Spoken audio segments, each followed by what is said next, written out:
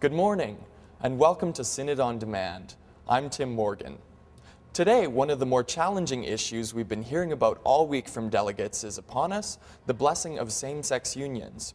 Also, I follow up on the official introduction of the National Indigenous Bishop, Mark MacDonald, and I have a conversation with the Primate-elect, Bishop Fred Hiltz. People of God, it is my joy and delight to present to you, to the Church throughout the world, the 13th Primate of the Anglican Church of Canada, Fred Hiltz.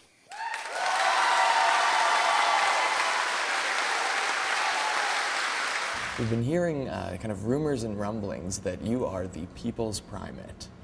And what would you say to that? Why do you think people would say that about you?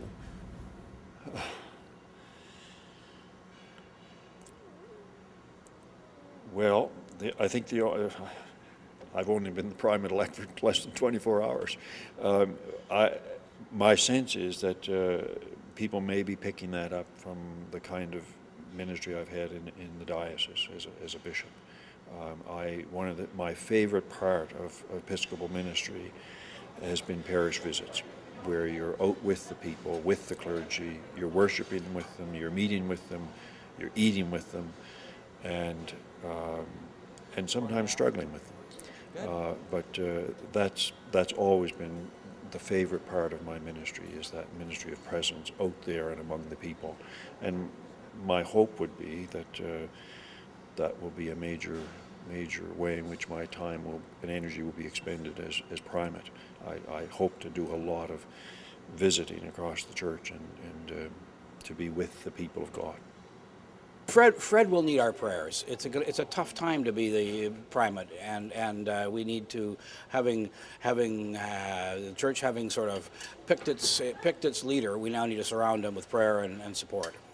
The joy, the jubilation, was fantastic, and it's good that we actually are going to have a leader that will actually lead by gentle presence and listening and support.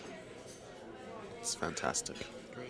There's over 30 youth delegates at this General Synod, and how do you see youth fitting into the church in the near future? Well, the first thing I would say is they are the church of today.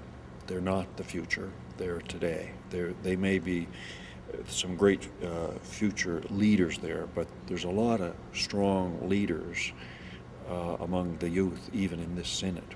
And so that's the first thing I would say, is I rejoice in their presence. I rejoice in their enthusiasm for the gospel and for this church that they love.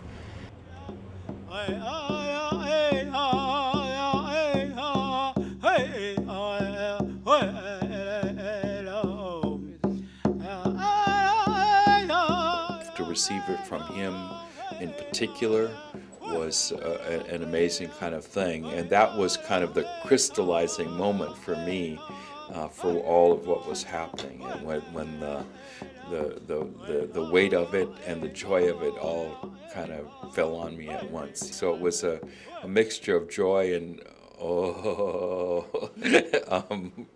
my goodness, what happens now? It's a pretty amazing responsibility, and that's when you have to say, well, we're going to really have to see what God's going to do here, because I can't do that on my own. It's pretty obvious and strong to me that God calls him and me as well to be a part of this ministry. So, I'm willing to back him up. So if I didn't have that sense, there's no way we'd be here. Because it's a great role to willingly embark on.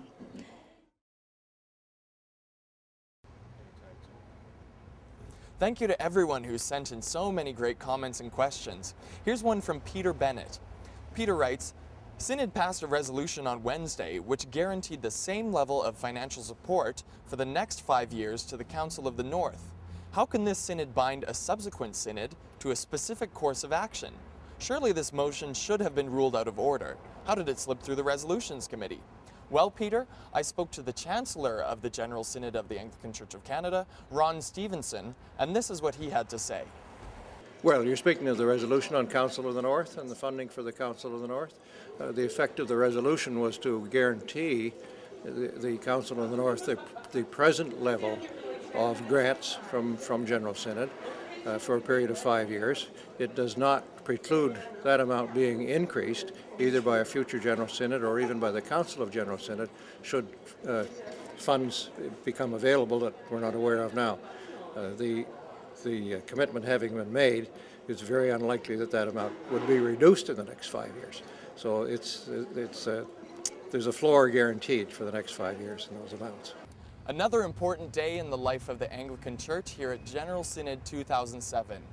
Please remember to keep those great questions and comments coming to webmanager@national.anglican.ca. Thank you for watching Synod on Demand.